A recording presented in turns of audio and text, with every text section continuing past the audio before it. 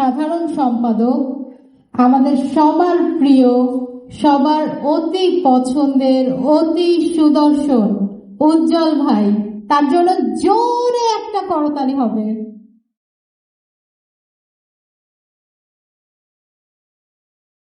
তুমি তো দেখতে কম সুন্দরী না। ও আমাকে বলছে সুদর্শন, আমি বলছি যে তুমি দেখতে তো কম সুন্দরী না। বিসমিল্লাহির রহমানির রহিম। এতক্ষণ বক্তব্য শুনছিলাম আর সেই বক্তব্যের যে স্টাইল দেখছিলাম, আমি স্মৃতিচারণ করছিলাম। সিনেমায় যখন অভিনয় করতে শুরু করি তখন আমি ছিলাম রোমান্টিক হিরো। বয়সে তরুণ, স্বপ্ন বড় হবার, নায়ক হবার, সবার প্রিয় হবার। সেখান থেকে যাত্রা শুরু করে যখন 80-র দশকে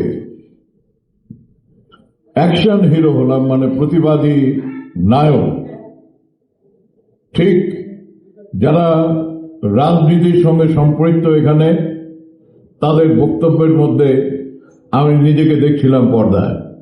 ঠিক একইভাবে ভিলেনের এগেন্স্টে যখন আমি ডায়লগ বলতাম এবং তাকে পরাস্ত করতাম ডায়লগ দিয়ে, ফিজিক্যাল ভায়োলেন্স দিয়ে, প্রয়োজনে হাত পা চালিয়ে, যেভাবেই হোক না কেন।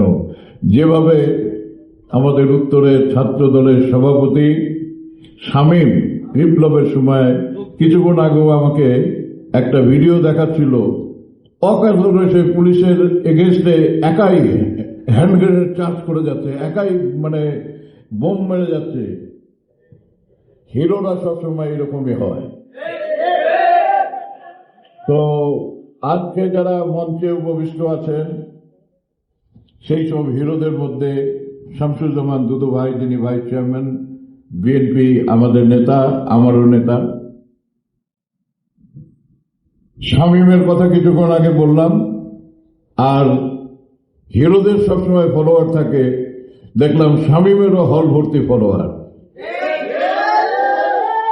শামীম যখনই ছবি তোলে তখনই হাত চালি, যখনই কথা বলে হাত চালি, যখনই, কিন্তু দেখলাম রিয়েলি শামীমের সেই লিডারশিপের কোয়ালিটি আছে, যোগ্যতা আছে। আমি দোয়া করি ও যেন অনেক বড় নেতা হয়। এই প্রসঙ্গে আমি যখন বাসা থেকে আসছিলাম তখন একটা মোটিভেশনাল গল্প শুনছিলাম টেলিফোনে। সেটা হলো এরকম যে যত বড় জায়গা হয় সেই জায়গার সমপরিমাণে কিন্তু বাড়ি হয় না, আবার যত বড় বাড়ি হয় ঠিক সেই পরিমাণে তত বড় দরজা হয় না। যত বড় দরজা হয় তত বড় তালা হয় না, যত বড় তালা হয় তত বড় চাবি হয় না। কিন্তু সেই চাবি হচ্ছে সবচাইতে শক্তিশালী এবং পাওয়ারফুল। এই কথাটা আমি এই জন্য বলছি যে নতুন করে যাত্রা শুরু করেছে যে অনুরাগ সামাজিক সাংস্কৃতিক সংস্থা, তারা হলো সেই চাবি।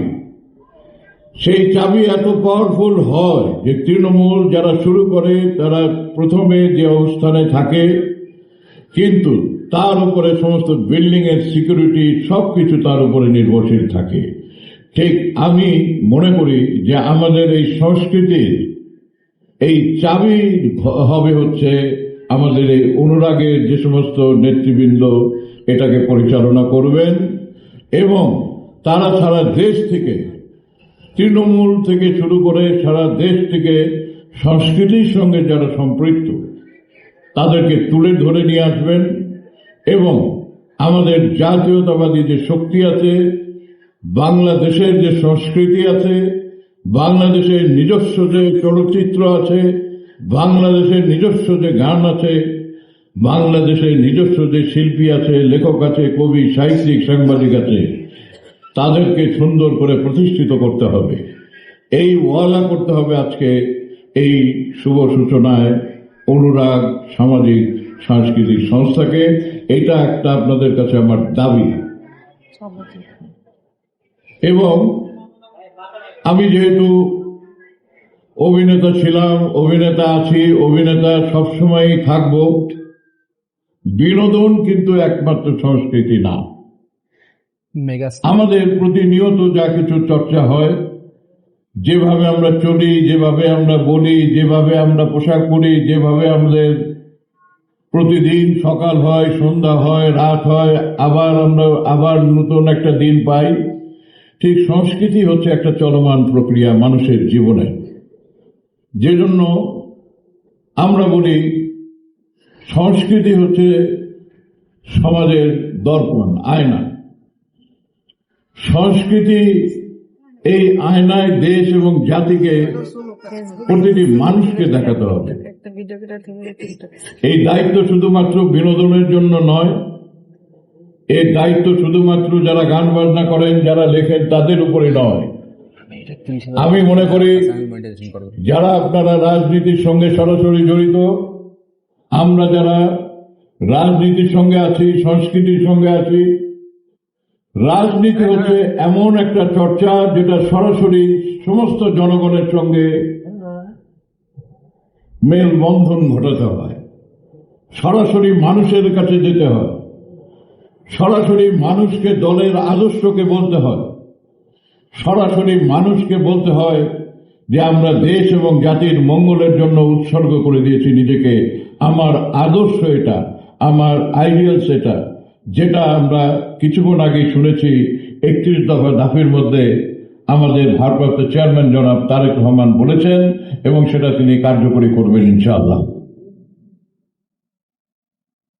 এই সমাজের যে দর্পণটার কথা আমি বলছি, ঠিক একইভাবে সংস্কৃতির সঙ্গে আমরা যারা জড়িত, আমরা কিন্তু সরাসরি জনগণের সঙ্গে সম্পৃক্ত না হলেও আমরা আমাদের লেখনীর মাঝে, আমরা আমাদের অভিনয়ের মাঝে, আমরা আমাদের গানের মাঝে আমরা জনগণের হৃদয়ে প্রবেশ করি এবং মানুষকে অনুপ্রাণিত করি, এবং সেই অনুপ্রেরণা দেই যে অনুপ্রেরণা আমাদের রাজনৈতিক নেতৃবৃন্দ দেন তাদের আদর্শের কারণে, দেশ এবং জাতির মঙ্গলের জন্য। ধন্যবাদ সবাইকে।